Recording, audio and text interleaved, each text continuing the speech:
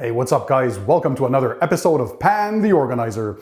So on today's show, we're doing a Q&A, so I'm answering the most frequently asked questions by my viewers, and I'm also going to give you an update on my YouTube channel. So without further ado, stay tuned, let's go ahead and start the show.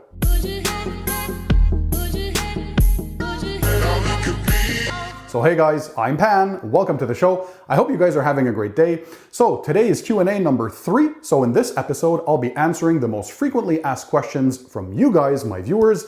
And of course, I'll be giving you an update about my YouTube channel, so you guys will kind of have an insight on what is to come for Pan the Organizer. So I went ahead and took, 24 questions. I'm old school, so I have them on sheets of paper. So all the most frequently asked questions in the last months from you guys. So I think it's important for me to kind of give an update on my YouTube channel, but as well take some time because I like to be close to my audience. For those of you who saw me at the recent SEMA show in Las Vegas, well, of course, a salute and shout out to you guys. It was super amazing. More on that later. So without further ado, let's go ahead and jump right into this. So question number 1, can I apply a wax or sealant on top of a ceramic coating? Well, the main answer is no. So of course, as you guys all know, pretty much all ceramic coatings are either silicon dioxide based, which is SiO2, or even titanium dioxide based, TiO2, or other ingredients. Which usually the chemistry of ceramic coatings don't make them compatible with traditional carnauba waxes, which are organic, or synthetic paint sealants. So the problem with ceramic coatings and other paint protection items like waxes or sealants is, of course, they will reject them over time. So you negate the effect of your wax or sealant that you want to apply on top of your ceramic coating because the coating itself is going to shed that protection over time. Also, don't forget, you're changing the surface tension or the surface properties of your ceramic coating if you're adding toppers that aren't compatible. So of course, the hydrophobic effect or that slickness that you're getting from a ceramic coating will be negated if you apply a topper of a wax or a sealant because you're changing the properties of that product itself. So of course, it's only as good as whatever's on the top layer. So if you add your wax or sealant, well, you're gonna get the properties of that wax or sealant and not the ceramic coating. So again, there are some exceptions to the rule. There are some sealants or some waxes that are SiO2 infused or have some kind of ceramic coating infused into the wax. So those are compatible. They're pretty rare on the market, but most of them will be covered here on my channel, or I've already done so before in the past. But usually stick to the rule, do not apply waxes or sealants on top of ceramic coatings. Of course, you all know to maintain ceramic coatings, you need some sort of a topper to maintain their durability and of course optimal performance. And that topper is a silica spray sealant. So something like Geon Cure, CarPro Reload, even Beadmaker, which you're gonna have a full review on very soon. I know you guys have been asking for me to review Beadmaker from PNS for a while now. Stay tuned, cool videos are to come. So that is one of the rare paint sealants that is compatible with ceramic coatings. So yeah, that's pretty much it. So normally do not apply waxes and paint sealants on top of coatings. So number 2, is a silica spray sealant really necessary after the final coat of a ceramic coating? Now that's a good question. Well, typically, as you all know, you need at least 24 hours after your final layer of a ceramic coating before exposing your vehicle to water or rain. That's super crucial. Also, during the first 5 to 7 days while the coating is still curing on your vehicle, do not wash your car. Now, of course, we can prevent or predict the weather. So the silica spray sealant usually helps with preventing water spots on ceramic coatings for that first week. So after you're done applying your final layer of your coating, typically 2 layers is the good thing to ensure optimal and maximum coverage. Well, an hour after your final coat, typically you'll apply a silica spray sealant. Now that will prevent water spotting issues for the week after you've applied your ceramic coating, because of course ceramic coatings are more prone to water spotting issues. That's one of the slight negatives of a coating, but that's alleviated if you use that silica spray sealant. So yes, it's a good idea to apply one because you can predict the weather. Unless you keep your car garaged for a full week after the coating, in that case you don't necessarily need to apply that silica spray sealant. Question number 3. Why do I get water spotting issues after washing my car? Can I prevent them? Well, another great question. Of course, water spotting happens for many reasons. Number 1 being most probably that you have hard water. So of course, the mineral content in ppm or parts per million in your water can be very high depending on where you live. And the solution to that is to use demineralized water or deionized water. Or again, if you have a water softener system like I do in your house, well, that's a good thing. I already had soft water to start off with. This is a brand new construction in an area here in Montreal, Canada, where we don't necessarily have very hard water. It was very soft to start off with. Of course, I had it analyzed by a local lab or your local water supply store. You can go ahead and ask for an analysis of your water and see if it needs to be softened, or even better, of course, it's a bit more expensive if you can get deionized water. Now, deionized water has absolutely no minerals in it, and hence it won't spot your paint.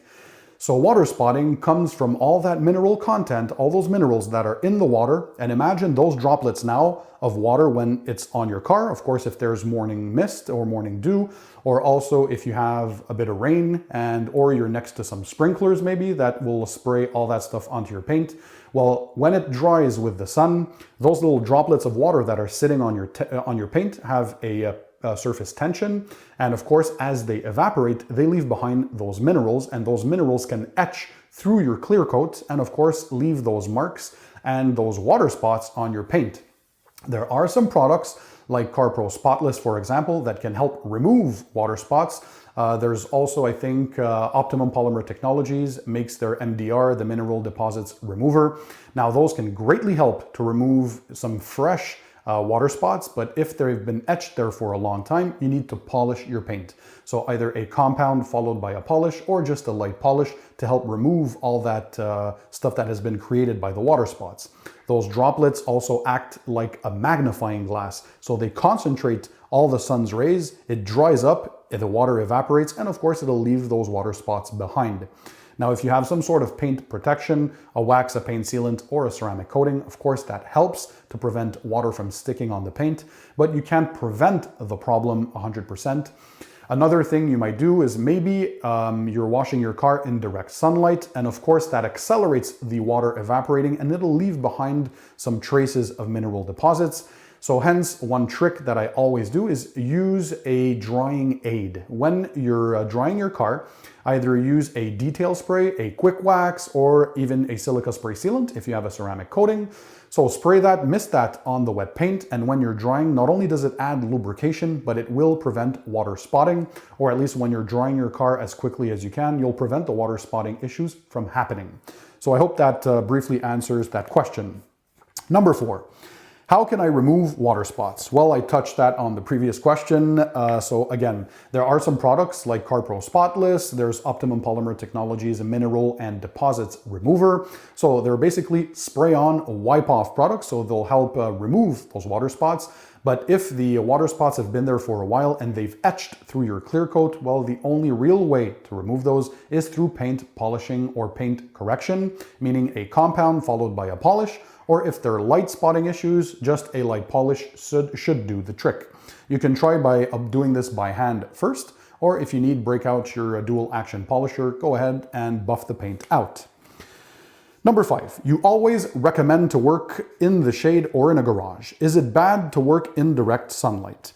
Well, of course, I always recommend as much as possible to work in a garage or of course in the shade when you're detailing a car, because that way you won't have the sun affecting or drying up the products that you're using, because of course when they dry up too quickly, well, you don't get their optimal performance, and of course it becomes a crazy mess and they'll probably leave some sort of a residue on the paint and it just becomes hectic.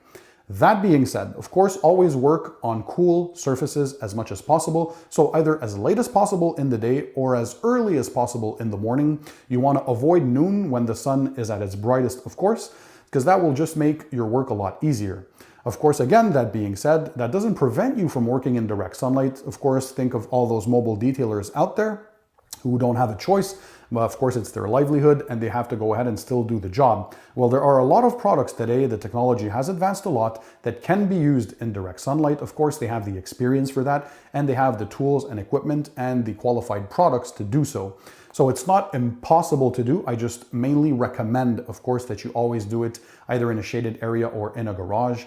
And of course, like I always do as well, if you're doing any type of paint correction or paint protection with a ceramic coating, of course, always try to work indoors as much as possible to control your environment, your temperature, and of course your humidity levels. Very important. Number 6, what's the best way to wash microfiber towels? Well, it's been discussed. You guys probably saw on my channel recently, I went to the Rag Company headquarters. They're makers of the world's most premium microfiber products and of course microfiber towels. So I sat down with their experts and we went through a full 6 or 7 episode series on everything microfiber. And of course, we covered how to clean or wash your microfiber towels as well. And I also have a dedicated tutorial on how to wash your towels on my channel, which by the way, guys, just browse through my 335 plus videos right now that I have on my channel. You'll pretty much find answers to anything, but the brief of it is use as less heat as possible. So if you can, wash them in cold water using a detergent that's free of any fragrances, that's free of any fabric softeners or any dyes. So something like Tide Free or All Free, or even a dedicated microfiber wash solution, that's amazing. So use either cold water or very lukewarm water. That will help clean the towels as much as possible. Always clean your microfibers separately from any other types of fabric because microfiber have the tendency to absorb or to attract any other fibers. So wash those separately. And when you're drying, that's the critical and key part. Don't exceed the heat level. So use either fluff dry or air dry or the lowest possible heat setting on your dryer. Microfibers have a melting point of roughly 140 degrees Fahrenheit, so you want to avoid that at all costs if you want to keep optimum performance. And of course, never use drying sheets in the dryer with microfiber towels and no fabric softeners. That's another key point because you don't want to clog the pores of your towels. All right, so next question 7. Why do you throw away microfiber towels used to buff or level a coating? Well, here they're talking about ceramic coatings.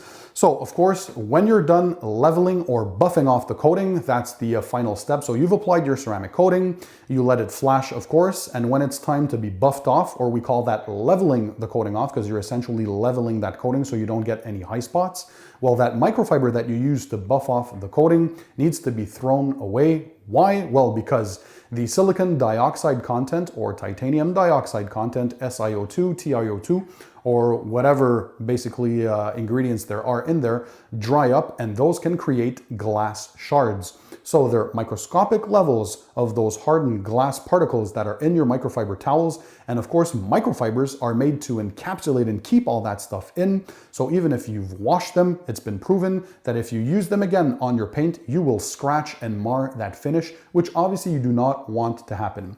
That's why we typically don't use the most expensive towels to buff off or level off coatings. So you use one that's decent enough and then you just chuck them or throw them away. What some people do is put them in a heavy cleaner in a bucket and then wash them separately from anything else. And you can reuse them, just use them as just rags for stuff that you don't really care for. So if you're cleaning your wheels maybe, or something that you don't really care for the finish, or even reuse them in your household, as long as you don't use them on your paint finish. Very important. Question number 8, do I have to throw microfiber towels away after applying a silica spray sealant? Now, that's another great question. So of course, to maintain your ceramic coatings, what we typically use is a silica spray sealant, something like, again, CarPro Reload or Geon Cure or Kamikaze Overcoat. There are so many on the market.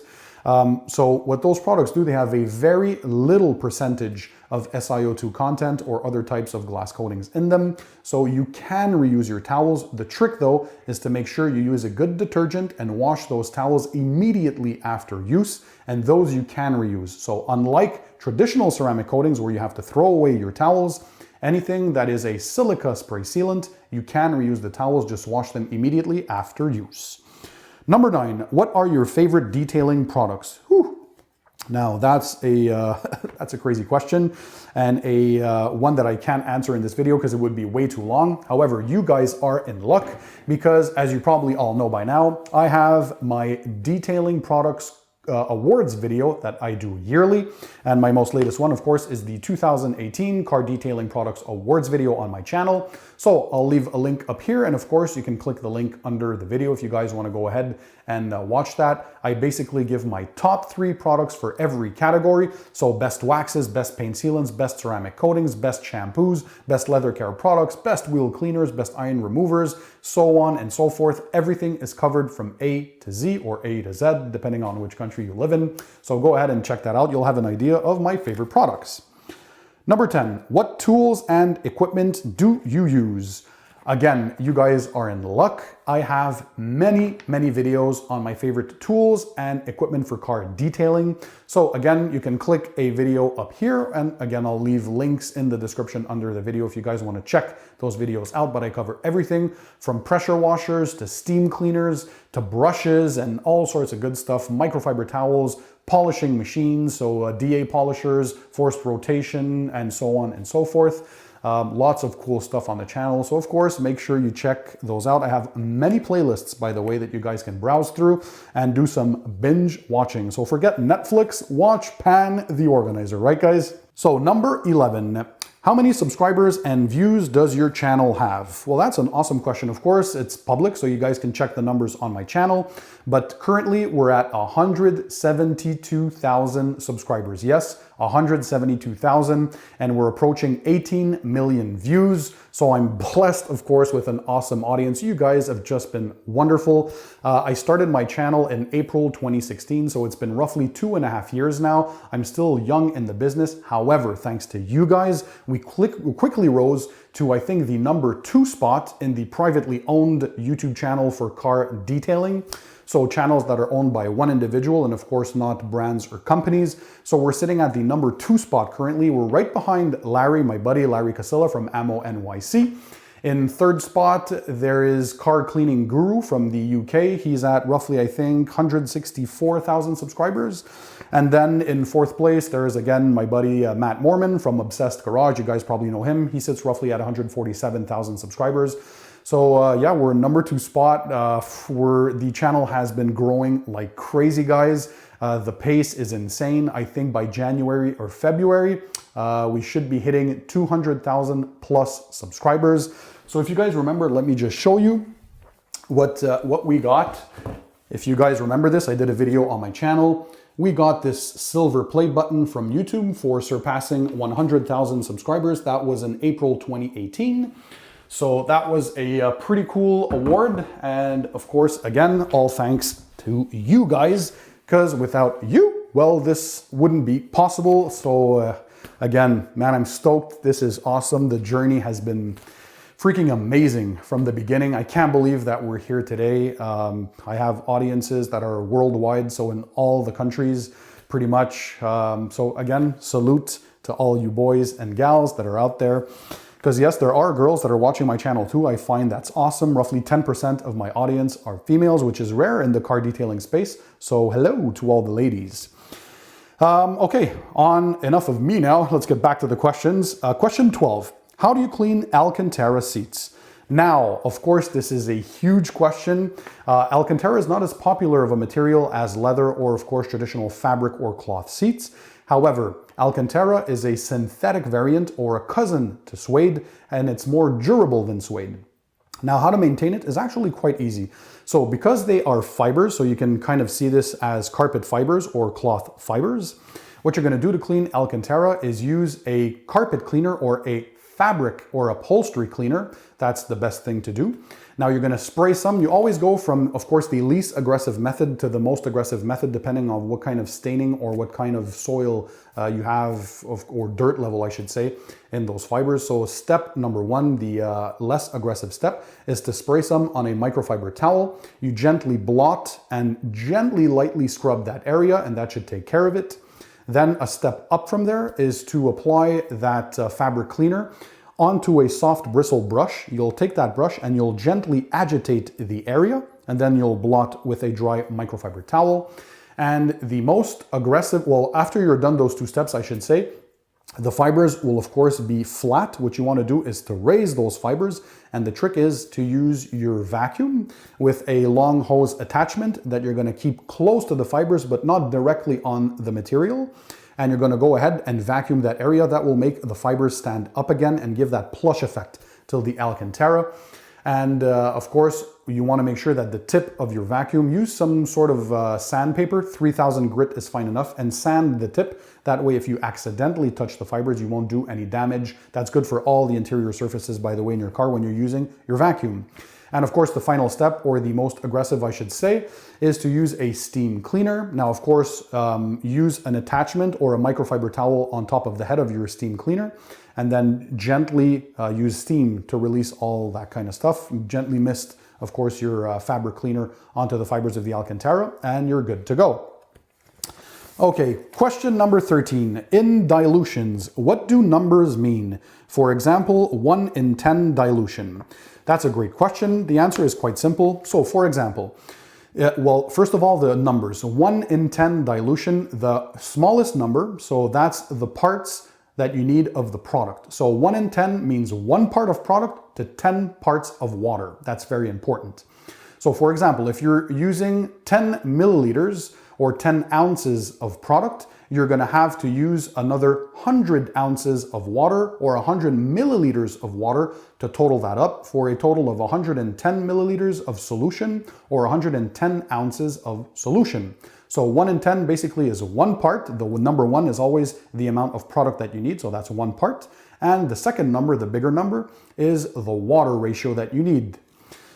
Number 14, when making dilutions, is it important to use demineralized water? Well, the short answer is yes, if you can. Go and buy some demineralized water from your local store, whether it's a grocery store or your local pharmacy, because of course, demineralized water doesn't have any minerals inside that can interfere with the chemistry of the products, so you'll have longer shelf life, and of course you'll get a more optimal performance of your product. It's not the end of the world if you use tap water, as long as it's not too hard water. Number 15, I can't wash my car in the winter, what can I do? Well, the solutions to that, of course, if you don't have access to free-flowing water, is to use 2 techniques. If done properly, no, they won't scratch your paint, and I have tutorials on those on my channel. So it's rinseless washes and waterless washes. So the waterless wash technique uses absolutely no water, so just a product and a lot of microfiber towels. And the rinseless wash technique uses a bucket with water that you apply using a sponge or a mitt or a microfiber towel onto the paint. Then you wipe away.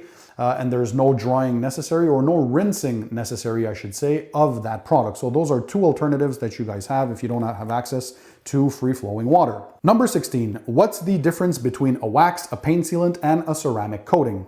That's a frequently asked question. So, well, essentially a wax, typically a carnauba wax, is a plant-based organic product from the plants in Brazil, the carnauba trees, the carnauba leaves. So those are organic products that will typically last anywhere from 2 to 3 months. A paint sealant is a synthetic polymer form of a wax, but there's no natural ingredients inside there, so the durability is a lot higher. So you'll get anywhere from 5 to 6 months of durability typically. Now, the ceramic coatings or glass coatings are typically SiO2 infused or TiO2 infused, so they have some sort of silicon dioxide or other chemicals inside there that harden up and create this super hard shell layer on top of your paint, anywhere from 2 to 3 times harder than your clear coat, and they're the ultimate form of paint protection because they'll last for years. So depending on which ceramic coating you're applying, you're looking at 1 to 3 years for consumer grade versions, and some pro versions go all the way up to 10 years depending on, of course, which product you're getting. So for ultimate durability, ceramic coatings are the real deal, but as long as you're protecting your paint, use just your favorite product, whether it's a wax, a paint sealant, or ceramic coatings.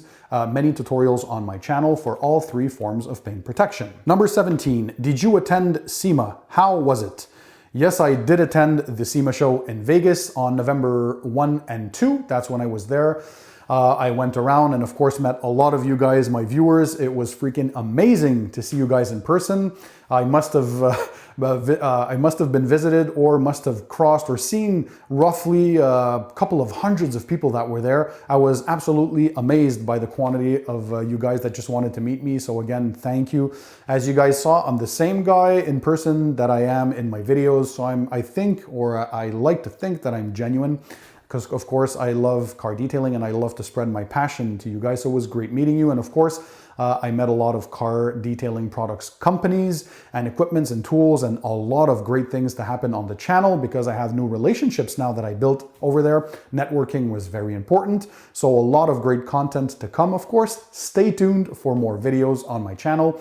And of course, you can go through my whole SEMA experience because I brought you guys there with me. I did 2 videos or 2 vlogs of my time over at SEMA. So to kind of give you guys an idea of the madness that's over there, roughly 140 to 150,000 people in 4 to 5 days were there at that convention center in Las Vegas in the United States. It's the world's biggest trade show for anything car related. So yeah, it was absolutely amazing, and I'm looking forward to be there again next year. Question number 18. I see some videos are sponsored. It's nice to see you're not sold to only one brand. How important are sponsored videos? Well, that's a great question. And of course, I love being transparent with you guys. And you guys know, in my videos that are sponsored, I clearly, first of all, I mention it in the video and as well in the description as per YouTube regulations, because I always abide by them.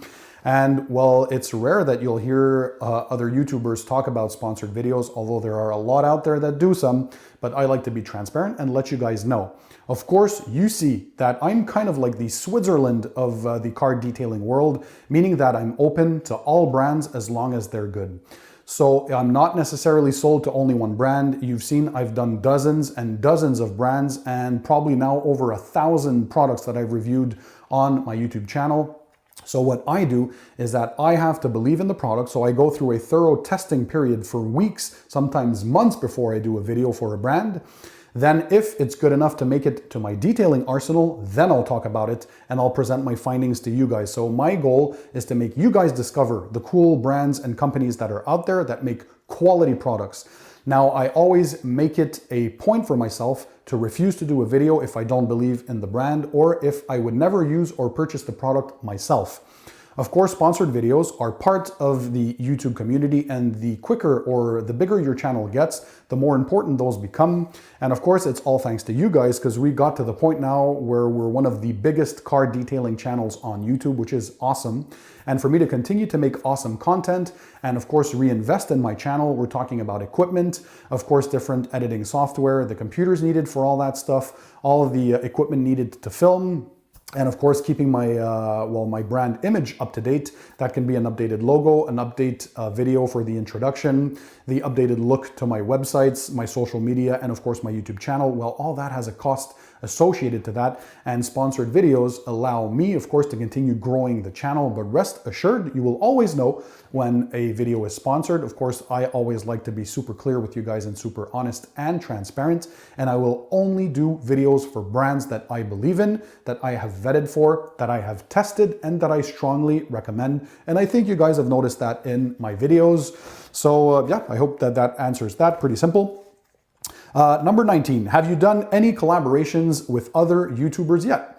Well, yes, of course. The channel got to a point now where I've met and networked with a lot of other YouTubers. You guys have probably seen some of those videos on my channel. I had Larry Casilla, my friend from Ammo NYC, great professional detailer, and of course he has his YouTube channel as well. So he came on a few of my videos actually. When I was talking about the ammo products and how I've used some of them. There's also been Matt Mormon from Obsessed Garage, whom of course I met in person in SEMA as well. So he's been in one of my videos when I talked about my favorite paint sealant and wax combo. So that was for the Jescar Power Lock and the Colonite 845 wax. So he also is a strong advocator for that combo. He loves that duel. So yeah, he came on my channel and did a collaboration with me. So I love that. I think networking among YouTubers is very important because we're all a big community. And of course, we want to bring you guys the favorite content. And it's nice to see some of their viewers come and watch my channel, and some of my viewers probably watch their content as well.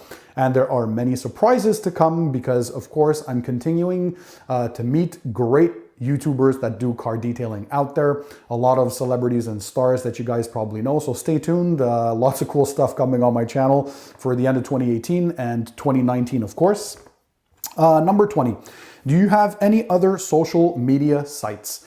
So the answer is yes, absolutely. So I have accounts for Instagram, Facebook, Twitter, and even Snapchat. So you'll probably see these appear, of course, here, and you'll always see them in the description under my videos. So I have the access to all my social media. I strongly, by the way, recommend that you go ahead and follow me on my social media sites, because I often, of course, reveal the content of videos to come on my channel.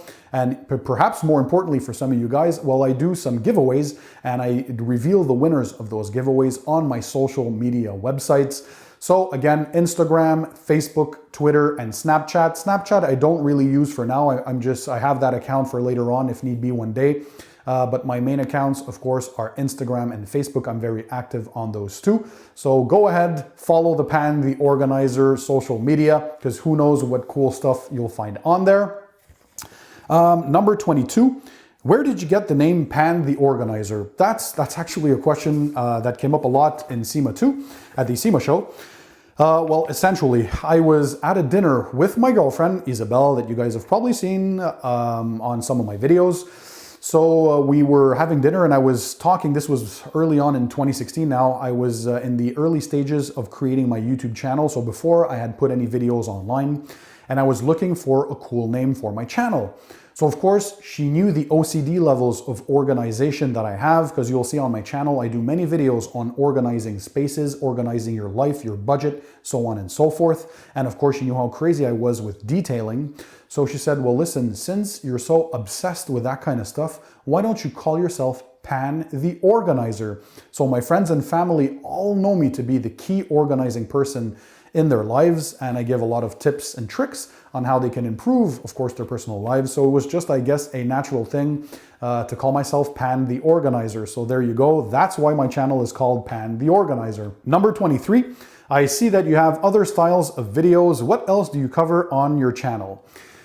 Well, that's a good question, because I do cover, 90 to 95% of my content, of course, is car detailing videos. So products reviews, tutorials, tips, tricks, techniques, equipments, tools, all that good stuff, anything related to car detailing, because it's been my passion. I've been detailing cars now for over 21 years, and I wanted to share my knowledge and my passion with you guys. But I also have other passions that I love to share, one of them being electronics. So you guys maybe don't know, so go check them out, but I have a lot of electronics reviews. So from TVs to electronic gadgets, to headphones, to speakers, home theater, stereo, computers, all sorts of cool stuff. Also, I love organizing. So organizing spaces in your home, whether it's your office, your kitchen. I did a garage organization video, so a garage tour, and a bunch of other spaces in the home. So how you can better organize that. I love finances. I did videos on how to do your proper budget to help you guys increase not only the savings that you have, but be smart about money coming in and out of your bank accounts and all that kind of good stuff. I do some vlogging for my trips as well, because I love traveling with my girlfriend. So at least once a year, we love going to Europe. So I've covered countries anywhere ranging from Greece to Spain, to Italy, to Slovenia. We went to France. We also did Croatia, basically a bunch of cool countries. So if you guys love traveling, check those vlogs as well, because I give a lot of travel tips. So basically lots of variety as well, how to maintain your appliances in your home. So I have popular videos on how to make sure that you clean your washing machine. That has like 1.3 million views, super popular. How to maintain or clean your dryer. Recently, I've done one on how to maintain your HVAC system. So heating, ventilation, and air conditioning. So a professional's point of view, and also a DIY homeowner, what you guys can do to maintain your HVAC system and save some money. And basically other cool maintenance stuff around your home, how to lubricate your garage door, and all that good stuff. So I strongly encourage that you go and watch. I have like over 335 videos on my channel so far. I do some in English and French as well. And also the cool thing is that I add new videos weekly. I've never skipped a beat. You guys know that. Typically on Fridays, Saturdays, or Sundays, that's my upload days at roughly 1 p.m. Make sure you subscribe to my channel by clicking the subscribe button, and also hit the notifications icon. That's that little icon in the form of a bell. That way you'll be notified every time I upload a video to YouTube, and you won't miss my videos. So that's a cool way of staying up to date. Number 24, you seem to answer a lot of questions on YouTube. Do you do this every day? It might sound crazy, but yes, you guys have probably seen this for the ones who have asked me questions on YouTube. I try to answer every single question on a personal level, individually, each day on YouTube, because I like being close to you guys. I like being close to my viewers. Of course, I please ask your patience, because as the channel is growing, we're now over 172,000 subscribers, on our way to 200,000 subscribers in a short amount of time, and it gets overwhelming. I already spend hours and hours a day answering your questions. So hopefully there are short questions that I can give with short answers. And if for some reason I don't get to answer your question, I am sorry. I try to do my best, but know that it's very hard. Same thing for the social media. You guys have to keep in mind that I get hundreds and hundreds of messages, emails, and social media DMs every single day. So it is getting harder and harder for me, but I love doing this. So as long as I can continue to do it as much as I can, I will continue to do so. So guys, that's it for Q&A number 3. That was a lot of questions. I hope you guys had some answers to the most commonly asked questions. If you like this kind of thing that I do Q&As, make sure you drop a comment in the comment section under the video to let me know that you appreciate it. What can you guys do now to help me out? Well, if you enjoy my content, you enjoy my videos, why don't you go ahead and share my videos and share my channel with your friends, with your family, on your social media. It takes a couple of seconds. It's very easy to do, and it costs you nothing. So help promote my channel, help promote the love that I have for car detailing and all the other passions that I have. And of course, give the chance to other people to get to know me. So let's do this networking stuff and make the Pan the Organizer family grow even more, because you guys notice I always call this my family. You guys are my second family. After all, I do these videos all the time. I've met some of you in person, whether it's at SEMA or in my everyday life. So that's pretty cool. You guys are always very respectful, by the way. So the way you approach me, and it's my pleasure to take a picture with you guys or sign a paper or whatever you guys want. I'm all for that, as long as it's done respectfully. And so far I've been blessed, because you guys are a great audience. Again, if you want to continue to show me your support, well, go and follow me on social media. So again, Facebook, Twitter, and Instagram. Make sure you don't miss those, because I do a lot of giveaways as well and reveal the winners on there. But just so you guys are also aware of everything in my life, or if you guys just want to upload some cool content on those social media as well, so follow me on there. Smash the thumbs up button to show me your support and to show me that you enjoy and appreciate my work. And of course, make sure, if you haven't done so yet, that you're subscribed to the Pan the Organizer channel by clicking the subscribe button that's found under this video. Activate the notifications icon so you guys are always aware of what's to come up next, and it's always a surprise. You guys will never know what my next video is all about. I think that's one of the cool things about my YouTube channel. And again, guys, thanks for being there. Thanks for your continued support. I appreciate it. Trust me, I appreciate it. Without you guys, I wouldn't be where I'm at today. So let's continue doing awesome things together. And in the meantime, like I always say, don't forget, keep it tight, keep it clean, and I'll see you guys on the next one.